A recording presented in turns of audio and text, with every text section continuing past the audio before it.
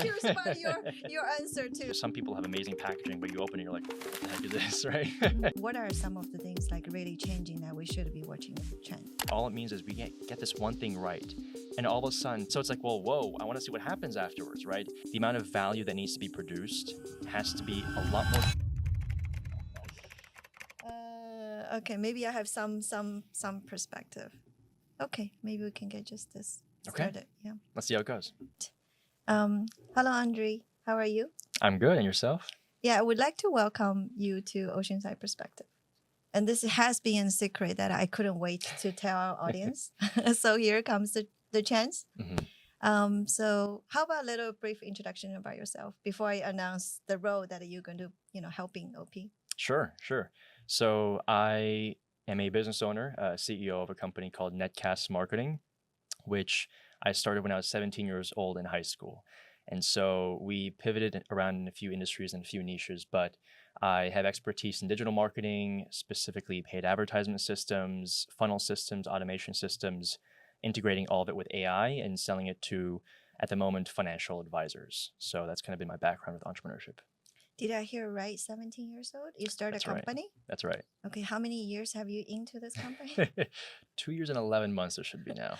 All right. So you're almost 20. I actually Not just yet. turned. You just turned? Yes, like just happy, recently. Happy birthday. Thank you. Yeah, we had another team member, Sarai. Mm-hmm. I think she just turned. She's our newsletter manager. She's Mm-hmm. also an HR manager, but she's also a host from time to time. Oh, nice. And she just turned 20 as well. Oh, there and we go. we joke about it. She can not play this 19 years old card I anymore. know. I loved playing that You're card. going to miss that? Yeah, I have to say that I actually struggle, when I started doing sort of taking a leadership role when I was really young. Mm-hmm. And there was a hard time for people to really take me seriously. Yeah. Because most of the people I'm trying to lead is much older than me. Mm-hmm. And True. I'm curious about your experience with your company. Are you the youngest person in your company? I think I actually am. Yes, I am. It's an interesting dynamic. It's not everyone automatically wants to associate that respect and value to you because they think, well, just by default, nothing wrong with that. But this person has less life experience because they've lived less years, and so therefore, why should I listen to them? You really have to prove through experience and through showing your track record that you have conviction for what you're doing, and then through that value you can provide. They gravitate a little bit easier to listening to what you have to say. So yeah, I had my secret back then. I don't know if it worked, but I dressed really seriously. Yeah, and that then, works. Yeah, and I show up with what people so call as like executive presence. Yes. And then and I could have probably did better. Is like I could be a little more authentic versus like trying to pretend that I'm very serious, just like one of the executives you see out there. I wonder what was your secret. Oh, what is your secret? What is my secret? What will be your secret? Yes. I think definitely having conviction. That's a big one, right? So that's more than just confidence. It's a deep rooted belief in your core that you are who you say you are. And a good way to do that is just by having more experience, right? Like what is experience? It's repeated instances of doing things that compound over time. And so by developing this experience, by doing things that other people have maybe taken longer to achieve, but I've done them in a shorter period of time, I can almost replicate, if not quite literally have the same degree of conviction that's warranted as they do. And so having that as kind of a proof of testament for me to lean on when I feel out of my place or I feel imposter syndrome is really good. And then at the same time, shooting a little bit above my weight belt, because if I feel a certain way and it's not confident, I think, well, who should I be like in this situation? What would I like to be like? And then trying to put yourself in those shoes. I think that really helps as a mental model. Love it. If I may give you some advice and Please. Some of my experience, maybe. One is that I feel passion and conviction, maybe similar. I think that really worked. Because when people feel like you're really enthusiastic about what you're talking about and you're really passionate and you know what you're talking about, I think that's the first step. You gain trust. 100%. Yeah. Trust is sort of the beginning of leadership. I love that. If you don't have trust as a foundation, everything else kind of fell apart. It doesn't matter actually what title you wear, how high ranking you are in your company, none of this really sustain if there's no trust. So I think the number one thing I would emphasize is to thinking about how do you build that trust to begin with. Wise words. Yeah. I like that a lot. Thanks. I think the second thing is also worked very well for me is you find a reference. It's just like, if you look around for the people whether it's fiction, nonfiction, real world person, the real world is actually probably my recommendation. Right. Is if you look up to someone that's a person or the best version of yourself you want it to be, that oftentimes works as well, because then you can start learning right on the spot. And there's somebody, I do this all the time. I view myself as a sponge.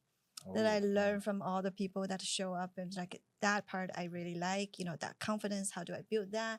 This is how he or she treat people, and with the respect that I really like. And then I kind of just trying to absorb as much as I could to become my own version. And then I see, so that's one of my secrets.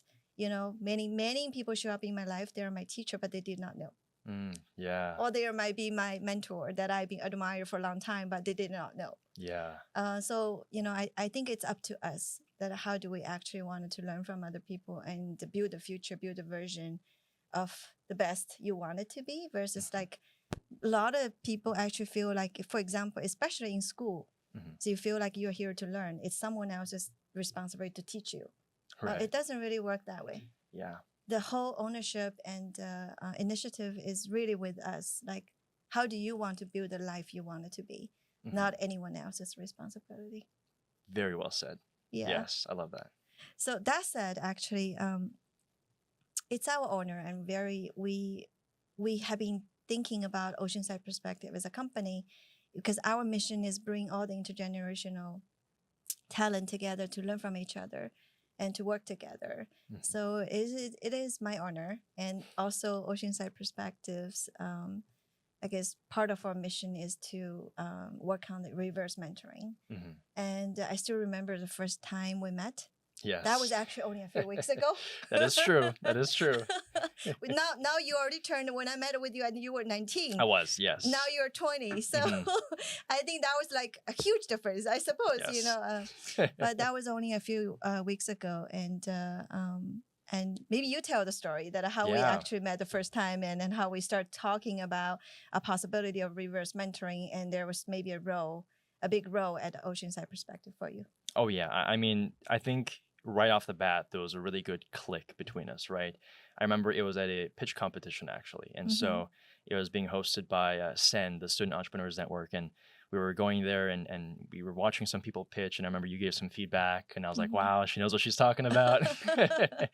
And then once the event ended, I walked up to you and we started talking about how you were fascinated by the fact that I was head of marketing and kind of my experience with that, and I was really interested in kind of the feedback you gave, knowing that you had a lot of insight, and so that's where it all kind of started, and we started talking ever since. Yeah, I have to say that you left such an impression. I was very impressed. I mean, UC San Diego in general, there's a lot like energy and very smart students and talent here. I'm always passionate about coming to, university and just start seeing like all this young talent all over. Yeah. But I mean, you did really made such an impression, because I remember that you came to me and introduced yourself, and then I said, what do you do actually in San? You said the marketing officer. And then that light bulb just with me light up right there. I'm like, a marketing officer, there must be a reason that why you take on that role. And knowing San, and I know all the leadership team are very strong.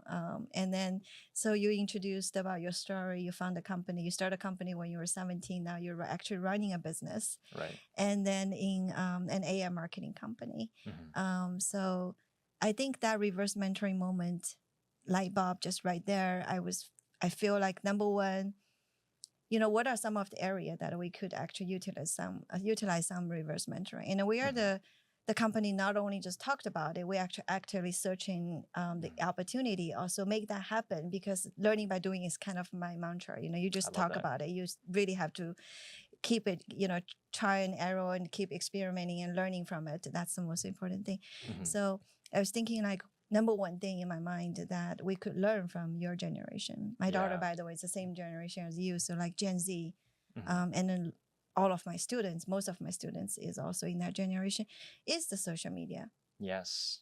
Yes. And we don't actually do very well. And our generation kind of like understanding the social media and how do we actually do that.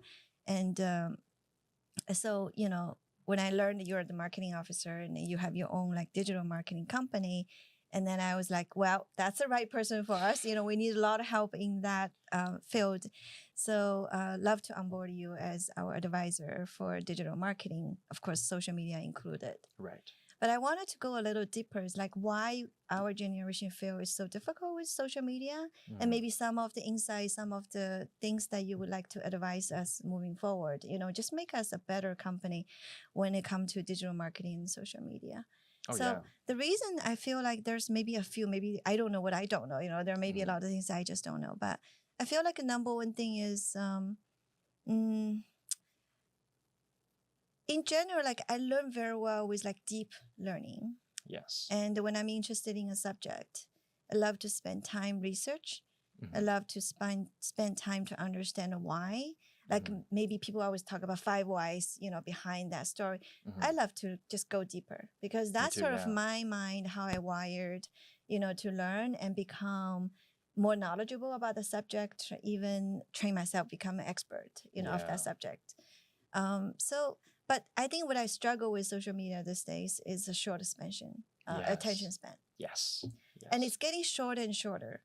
I mean, to the point that I actually not quite sure, you know, that's like the bite size I can still understand. You know, if people talking about 5 minutes, 10 minutes, 15 minutes, 20 minutes, I feel like I can try to break down a subject to like 5 minutes, 10 minutes, 15 minutes. That's doable. Because then you talk about the subsets of something, you know, you learn. Yes. But if you like if you use Instagram as an example that every 5 seconds you have to swipe. Yes. I mean, I'm really having a hard time to grab people's attention if that's every 5 minutes. What are your take on that? Oh, yeah. How do you mentor people like us to, you know, to get attention from the younger generation? Yeah. So I think a lot of the younger generation kind of has an inherent understanding of social media just because we were wired from it from the start, right? So we were raised on these devices, and whether that's good or bad, I mean, you know, we can leave that for a separate conversation, but it is a matter of fact. And so our understanding of this kind of short attention span is different in a way that we understand how to also grab attention also because our attention is always grabbed by other people. And so I think an important thing to note is the amount of value that needs to be produced has to be a lot more concise, a lot more brief, and a lot punchier, right? Because if it doesn't click, if it's not almost like a one-liner, if it's not something that's flashy enough, people will scroll into the next video, which might be flashier than yours. And guess who's going to get the view and the likes and the comments, right? So it's important to make sure that, first of all, the hook is always, I can't emphasize this enough, the hook is the first, 3 to 5 seconds of the video. That has to be as punchy as possible. It can be completely unrelated to the video as well. Sometimes that's a very good technique that works. But essentially getting that attention, because the most valuable resource in this world, my opinion, is not time, but it's actually attention, right? It's better to walk in the right direction than sprint in the wrong direction. And so it depends on where your attention is. Time isn't really relative if you're not moving in the right direction and you're not getting that right attention in that right direction. So how that applies to this is make sure that that attention, which is an immensely valuable resource, is being grabbed by people, and essentially ensuring that the content you produce is received in a way where they want to listen to the next 5 seconds and the next 5 seconds, eventually go deeper down the rabbit hole and then listen to your long form content, right? Using the short form as almost an entryway to everything else that comes afterwards. Yeah. Let's talk about that hook a little bit. Yes. Okay. So in my mind, for example, a hook could be like something really insightful, like 1 sentence or 2 sentences, or something like really inspirational. You hear some of the leader when they talk about it, you're just like, oh, wow, you're attracted to it right away. Right. Or it could be some question that, just start getting people pause and start thinking about the answer. Like, am I on the right track in terms of like what hook might look like? Yes. So 100%.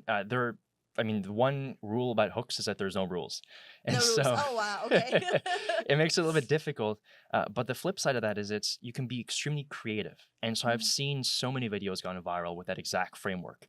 I've also seen videos go viral with something that has nothing to do with it. Like someone throws a rock over the bridge, and then right before it hits the ground, it transitions into the video that's actually intended to play. And it's like, what did that have to do with the other That's thing? another thing I really Right. have hard time. Sometimes I'm Yes. like, it's not whatever the hook is, nothing to do with the content itself later Yeah. on. It's just like completely irrelevant. Yeah. But sometimes it works, But and that seems to be a recipe for success, Exactly. So having those things, I've seen one recently, past couple of days, that gone really viral, and people watching may have seen it as well. But it's this person who does pottery videos, and a lot of the pottery videos you see are people, on the, I'm not a person who does pottery, but the spinning table, and they're Me molding either. it, and there we go. So we're in the I same cannot boat. tell you the terminology. Yeah, exactly. We're good off then.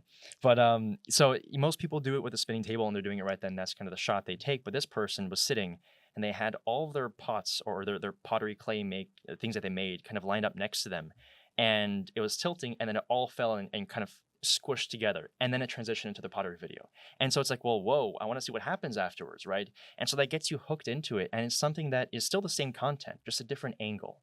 So hooks have to be creative, but if you hit it right, I mean, it's so useful. Wow. All right. Is that something you're going to transform Oceanside Perspective to? Because we are a content company. We haven't really Yes. done a good job with the short form content. I mean, that's sort of my number one thing. I feel like if we want intergeneration, if we want intergenerational learning, if we wanted to attract more of a younger audience to become our community, I mean, we got to do better with the short form content. 100%. So I'm very excited to onboard someone like you, to start helping us to get there. Yeah, I'm excited too. Yeah. Hi, Oceanside Perspective community. Here we are today with the Oceanside Perspective founder and CEO, Helen Wang. Helen, can you tell us a little bit about OP for the viewers that are new or who may not even know what OP is about?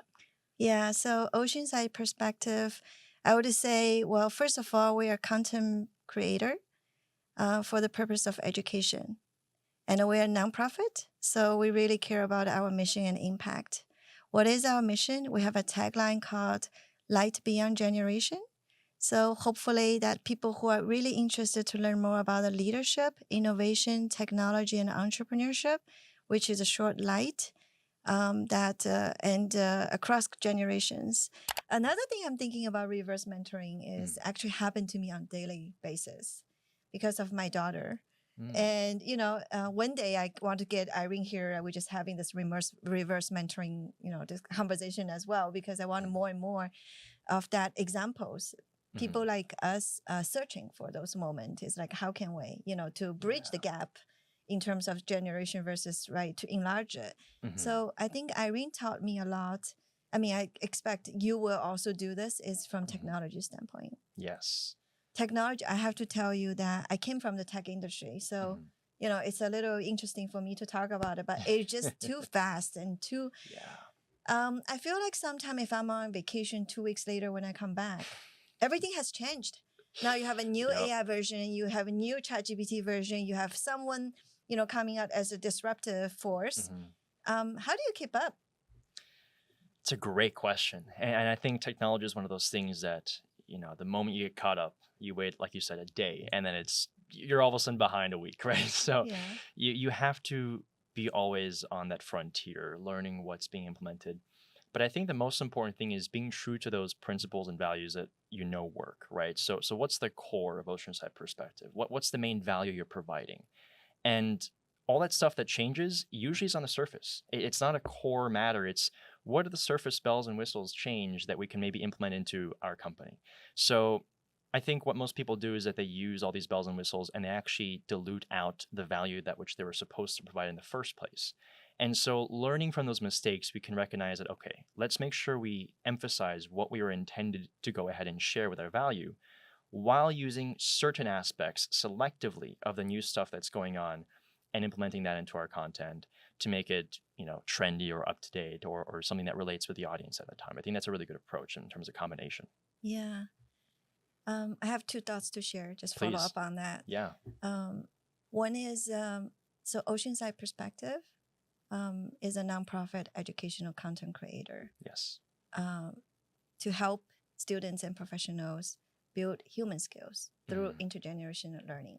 Mhm. And I started talking about this lately. It's like, just think of it as a masterclass for human skills, I love that. Yeah. where all the generation get together and learn from each other. Mhm. So one thought to follow up on the earlier conversation was, I think human skills is classic. Mhm. It Timeless. never Yeah. expire. Yeah. It's timeless. It's never going to be like out of fashion or something it's not like something. I mean, I think it's a lifelong learning is also a lifelong practice Yes. for all of us get better, Mhm. right? So that's the good news on Mhm. Oceanside Perspective is like, I feel like a lot of content, especially human-centered storytelling with a real person, real experience, real insight. I think those are the good ones that we wanted to preserve, and it never expire. Right. But on the other hand I think I agree with you, is like, how do we turn those timeless wisdom Mhm. and intelligence into a formality, maybe utilizing social media, utilizing some of latest, greatest technology Mhm. to make it more attractive to the Yes. younger generation. I Mhm. feel like there is a good combination of what you just talked about that we Mhm. could actually use. Another thoughts just come up to my mind was, Yeah. I used to feel like that's about like, when I talk about this 2 weeks on vacation, Mhm. I kind of disconnected from the real world just to kind of in my own, comfort zone, enjoy my life. And I used to thinking about this as almost like a news. Because every day when you wake up and that's the first thing, my habit is my coffee, and I start reading what's going on around the world. That really, like the 30 minutes kind of I really enjoy. Mhm. But news also like comes and goes so fast. True. I mean, today this could be a breaking news, but tomorrow, 2 days later, nobody even remember because something else come to take it over, right? That's how it works. Yeah. So I'm having a little hard time thinking about like, especially AI related. Mm. It becomes almost like that, a Mhm. consumable. It's like, it's just, it doesn't even matter if I'm like 2 weeks behind. Mhm. What do you think? Yeah, I see what you're saying. I think it's definitely moving so fast where certain trends are like by the time you implement them, they're out of trend, right? And so I think a proper analysis perspective of what the trends are and seeing how it relates to what you're trying to provide is really important because there are certain trends that really resonate well with your company. Then so okay, maybe it's worth to put the resources and time into making sure those trends are implemented into what we're trying to share so that it resonates with our ideal audience and it kicks off well. Other ones may not be worth it. And so I think it's always important to test different things and seeing which trends are applicable towards what you're trying to produce. And if something isn't applicable, don't even think about it in the first place, right? Mhm. Because then, you're not getting bang for your buck. You want to make sure you do things that actually move the needle forward. And so kind of analyzing the landscape and being kind of discerning with which ones you implement into what you want to do is really important to not waste time and money. So being like quite selective. Yes. Yeah. I like that. I also been talking to a lot of people recently because, this whole digital marketing, the area that we hope to get your advice is, seems like that also enter into a new era, Mhm. especially because of all the AI tool that you use for your own digital marketing company. Yes. What do you think? It's like, what are some of the things like really changing that we should be watching the trend? I think a lot of people focus on AI as replacing entire parts of their business. I think AI isn't at that stage yet. And as fast as it's moving, I don't think it's going to be there necessarily soon. Why I say that is because AI is still known to hallucinate, is a term that they use. And so hallucinating means it doesn't necessarily give out the right answer. So, out of every 10 times, if you ask it what's 1 + 1, it'll answer 3. And with that mistake, you can't afford it to almost do a whole department by itself because that's risky, right? It opens up legal risk, opens up, unhappy clients or customers or viewers, whatever it is. And so what I've found works well is integrating AI into existing systems to make it more efficient, more streamlined, faster, whatever it is, as opposed to replacing it. So that's something that I've been trying to master, essentially looking at the landscape, looking at what kind of AI tools are out there and thinking, how can this improve what I'm already doing? And I think that approach allows your timeless principles of kind of your craft to maintain its stability, while at the same time enhancing it with the newest and latest technologies like AI, for example. Great. Great to know that, kind of the thinking behind it and the approach behind it. Yeah. Okay, wonderful. I'm curious about, since we talk about mentoring. Yes. So, I think three things come up as top ones. I feel like reverse mentoring really works. Social media, also technology, also how do we grab attention from the young people? How do we create a content that actually matters to the young people? What do you think about people like us? What are some of the area that we could be benefit to the younger generation, maybe so-called as a mentoring? Yeah, that's a great question. I think a big one is wisdom, right? There's so much wisdom that the older generation has that it's only attainable by decades of experience. So we don't yet have the bandwidth and the experience and the amount of repetitions necessary to have those same lessons instilled into who we are, and as almost filters of perspective through which our actions are presented in the world with. You do. And so I think that having those principles communicated to the younger generation allows us to learn lessons without doing it the hard way. So the younger generation doesn't have to go ahead and fail and, whatever the horrible consequences of doing the wrong way. Instead, they can just kind of know in the back of their head, like, maybe I just shouldn't do that. And here's why, because I'm going to look at what this person did. They've gone through it. Here's why it didn't work when they did it. And here's what they suggest. Let me listen to that. And all of a sudden, adopting those same principles allows younger people to not only move in a straighter line towards their goal, but at the same time, move faster because they don't have to take a detour to fail, learn lesson, and get back on track. I say that's one big one. Yeah. Love it. Anything else? Ooh, anything else? Let's see. We want to contribute more. Of course. We're happy to take it. I think principles is a really good one. Yeah. The principles is almost like timeless ways of thought or of action that are applicable in certain circumstances, right? So principles in leadership, principles in, like you said, human connection and social situations. There's certain approaches that simply don't go out of fashion. There's certain things to understand about human nature, about human nuances and communication, dynamics, that, again, is learned through experience, something that the younger generation doesn't have as much of simply due to the lack of time. And so I think if the older generation were to go ahead and share with the younger generation their principles of thought, they got them to where they were and got them through the challenges and through the hardships. That's something that, again, can significantly benefit younger people trying to go ahead and achieve those same things. So principles, absolutely, and leadership, I'd say, is another big one. When you said earlier about that wisdom piece, so when I was a little younger than now, I used to thinking about, wow, I came from Apple and Google. There's so many smart people surrounding me. There's just like really no shortage of good ideas. There's no shortage of smartness. Right. And I often feel like, well, that person, that colleague, that friend is super smart.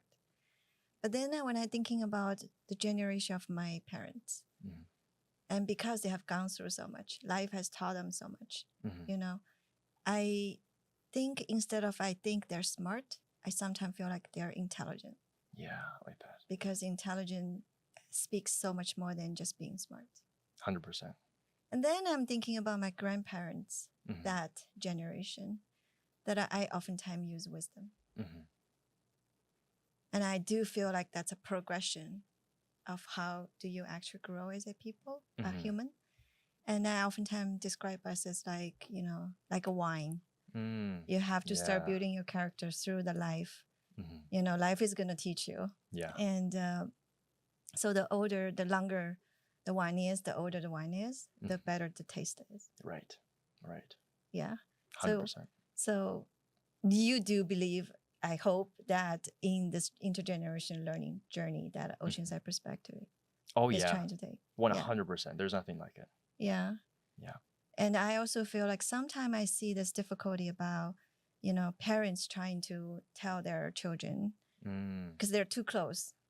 And then children sometimes feel like, I just don't care about what you're thinking. I don't want to listen to you.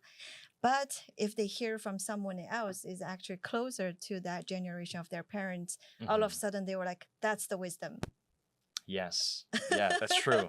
We all Yeah. gone through that, I'm My not parents just have told me that. They're like, I told you this and you didn't do it when I told you, but when someone else told you, what happened here? that happened to me as well. Yes. Yeah, so again, that's like kind of like the commonality that all the human being may have. And I feel like this intergenerational learning community might open the door and the windows just from that perspective. Because sometimes the distance, because I don't know that person very well, but whatever she and he said that resonated with me. That might be the same thing your parent just told you last month, but it didn't click. True. Yeah. Yeah. Well, So what matters more is how you say it, not what you say. That's what I've learned too. So sometimes if it's just packaged differently, it can hit harder. Yeah, and we want to package it differently on social media as well. Yes, that's what we're here. Let's help each other. 100%. Yeah, so I'd like to conclude. I mean, first of all, I enjoyed this conversation so much. Likewise. And I'd like to conclude this sort of onboarding you, being an advisor for Oceanside Perspective. Very excited, but I also kind of wanted to understand what approach or the first couple of things you would like to make OP Oceanside Perspective a better content company when it comes to either digital marketing or social media? Yes, that's a great question. When I was looking at Oceanside Perspective and the kind of the content that's already been produced, I noticed there was immense value there, right? There's no shortage of the value that you're providing to people. I think the packaging of it is something that could really work well because it's like you have a car packaged in not the nicest wrapping. No one's going to want that car, but if all of a sudden it's packaged in like really nice paper and a bow on top, I'll okay, maybe it's something nice, right? And so I think we're actually in a better situation than most because some people have amazing packaging, but you open it, you're like, what the heck is this, right? We're in the opposite situation, which makes me optimistic because all it means is we get this one thing right. And all of a sudden, people will be able to see the value that we provide, right? The attention and people knowing about the value is the bottleneck. And the good news is there are ways to make that visible. And so I think implementing a lot of these principles of attention and hooks and stuff that we talked about into the content that we produce, especially for short form to kind of target the younger generation, is going to be the first biggest step and biggest piece of leverage we can do right now. So for sure, that is the first thing. Yeah, I'm so happy to hear this. And I feel like, we have fantastic speakers coming on board, always share their intergenerational wisdom with us. And I think they will be thrilled as well, because I do feel like we have such a big asset there because of all the, collective wisdom we have gathered in the past few years, and we're going to create more. And then I think with you on board, I'm like very optimistic, and I feel like we're going to get just to the next phase of Oceanside Perspective, become a lot more relevant with the younger generation. So I can't wait to make that happen. I'm excited. Yeah, thank you so much, Andre, and to be part of Oceanside Perspective. And I just want Oceanside Perspective community, please meet Andre and our new advisor for the digital marketing and the social media. Thank you so much. Thank you. Welcome on board. Thank you. All right. Good stuff. There we go. In the books. Another one. I'm trying to think of a third one. Yeah, please. Same problem. I like that. But what's my answer? Maybe when he asks me question, when I answer, you can try. But I already, like, when I was capturing short form, I'm like, oh my gosh, everything he said, I wanted to. He is a very, very good speaker. Yeah. Thank you. I appreciate that. Yeah.